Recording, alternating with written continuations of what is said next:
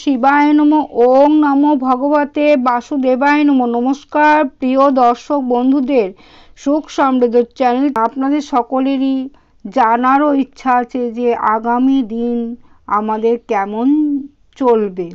আপনাদের সকলকে নতুন বছরের প্রীতি ও শুভেচ্ছা জানিয়ে ভিডিওটি শুরু করছি।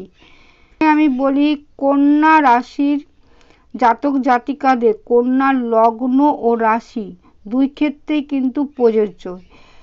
বাৎসরিক রাশিফল বিচার করতে হলে 4টি গ্রহের উপরে বেশ করে বিচার করা হয়, কারণ প্রতি শনি কেতু এই গ্রহগুলো এক একটা রাশিতে অনেক দিন করে থাকে, তার ফলও কিন্তু অনেক দিন ধরে।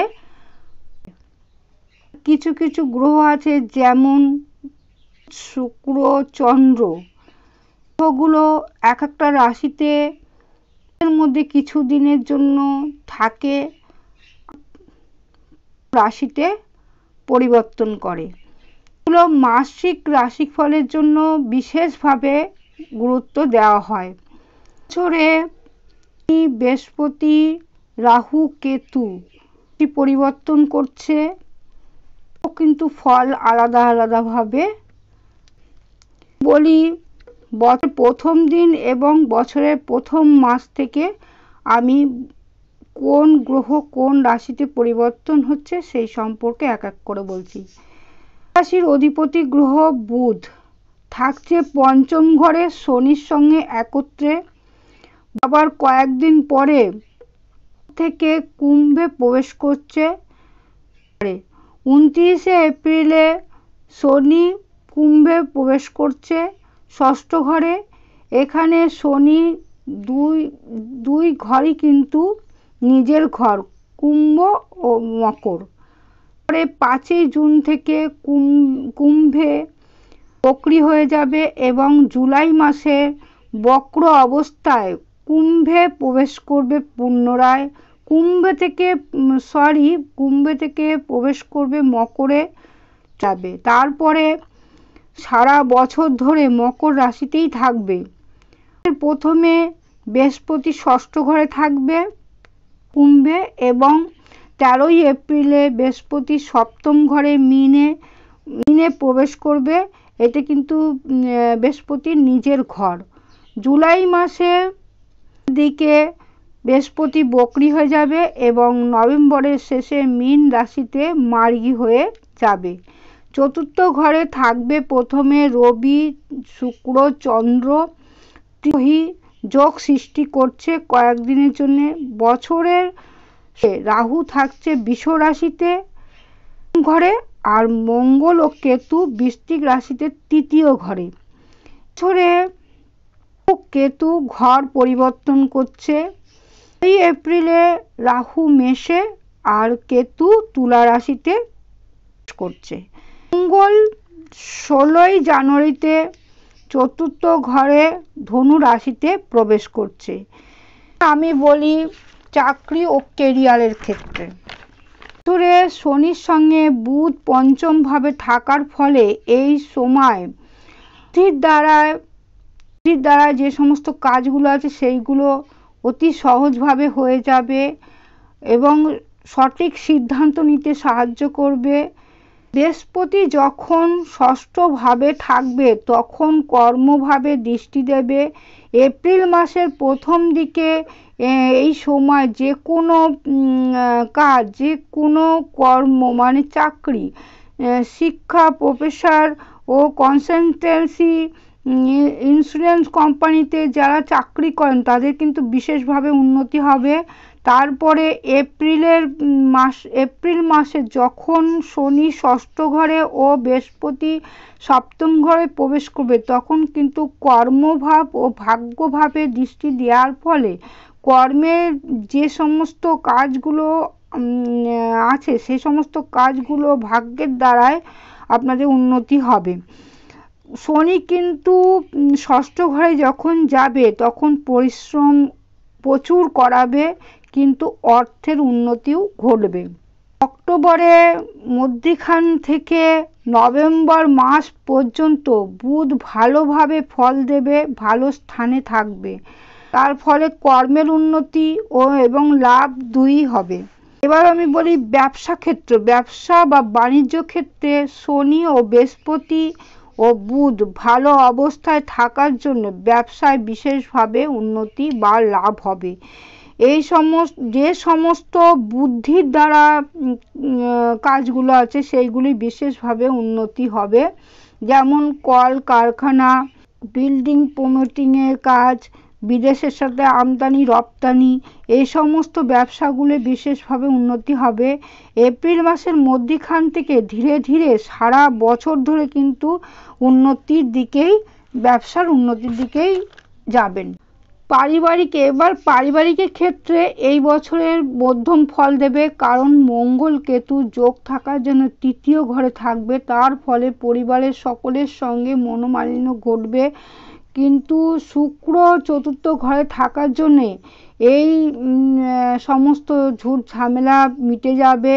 তারপরে কেতু যখন দ্বিতীয় ঘরে প্রবেশ করবে তখন পরিবারের বা আত্মীয় স্বজনের মধ্যে মনোমালিন্য ঘটবে। এই সময় সকলের সঙ্গে মানিয়ে নেওয়ার চেষ্টা করবেন, আপনাদের জন্য ভালো হবে। দাম্পত্য জীবনে মধ্যম ফল দেবে, কারণ বৃহস্পতি ষষ্ঠভাবে থাকবে বছরের প্রথমে। তার ফলে দাম্পত্যের মধ্যে মত পার্থক্য থাকবে, ভুল বোঝাবুঝি হবে, এবং যখন বৃহস্পতি এপ্রিলে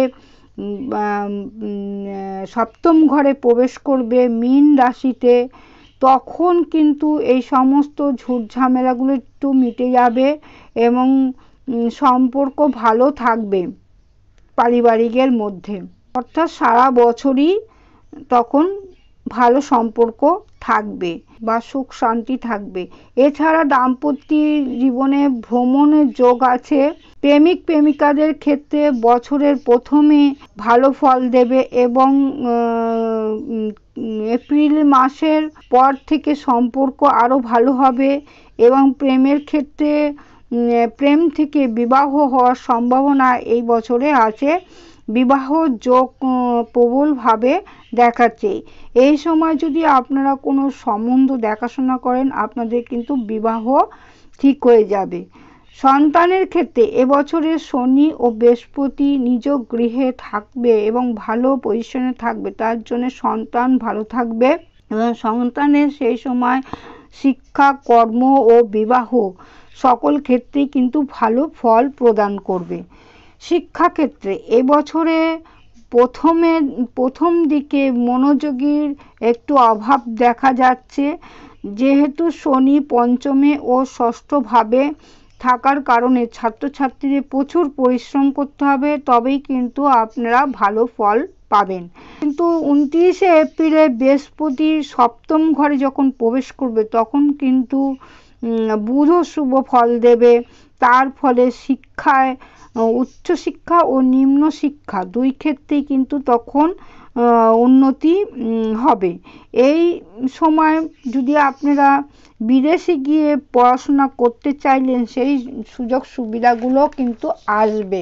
এবার ভাগ্যক্ষেত্র, এই বছরের প্রথম দিকে যতটা না ভালো ফল দেবে, কিন্তু যখন বৃহস্পতি, শনি, রাহু, কেতু যখন পরিবর্তন হবে তখন কিন্তু ভাগ্যস্থানে চলে যাবে, তখন আপনাদের ভাগ্য সাপোর্ট দেবে এবং শুক্র কিন্তু আপনাদের ভালো ফল দেবে। এই সময় আপনাদের সুখ শান্তি বজায় থাকবে। শরীর স্বাস্থ্যর ক্ষেত্রে এই বছরের মধ্যম ফল দেবে, কারণ হচ্ছে শনি ষষ্ঠভাবে এবং রাহু অষ্টমভাবে থাকার কারণে আপনাদের কিন্তু শরীর নিয়ে ভোগাতে পারে, যেমন নিচের অংশে মানে পায়ের সাইডে আপনাদের চোট আঘাত লাগতে পারে। এই সময় আপনারা একটু সাবধানে থাকবেন এবং গুপ্ত কোনো রোগ যদি থাকে ওই সময় কিন্তু ধরা পড়ার সম্ভাবনা আছে, যেমন ডায়াবেটিস মূত্র সমস্যা হতে পারে। এই সময় আপনারা সাবধান থাকবেন। যদি কোনো সমস্যা হয় তাহলে কিন্তু আপনারা ডাক্তার দেখিয়ে নেবেন। আমি বলি ধন সম্পত্তির ক্ষেত্রে, সম্পত্তির ক্ষেত্রে বছরের প্রথমে চতুর্থ ঘরে রবি, শুক্র, চন্দ্র থাকছে, তার ফলে সুখ ও ধন সম্পদ বৃদ্ধি ঘটবে। এই সময় আর্থিক উন্নতি ভালো হবে। তার ফলে যে কোনো জিনিস, শৌখিন জিনিস যদি কিনতে চান সেই সময় কিন্তু আপনারা কিনতে পারেন। যেমন অনেক দিনের স্বপ্ন ছিল বাড়ি গাড়ি করবেন, আপনারা যদি এই সময় করেন তাহলে কিন্তু আপনাদের বাড়ি গাড়ি কিনতে পারবেন। ছিল আমার বিষয়। এবার আমি বলি যে কি কি উপায় করলে আপনারা ভালো থাকবেন। এই বছরে যদি আপনারা গণেশের পূজা পাঠ বা তার মন্ত্র পাঠ করেন বা বুধের মন্ত্র পাঠ করেন বা সবুজ রঙের জামা বা সবুজ রঙের রুমাল যদি আপনারা ব্যবহার করতে পারেন তাহলে কিন্তু আপনারা অনেক ভালো থাকবেন। এই ছিল আমার বিষয়। যদি ভিডিওটি ভালো লাগে তাহলে একটি লাইক, শেয়ার, কমেন্ট এবং সাবস্ক্রাইব করবেন। নমস্কার, ধন্যবাদ।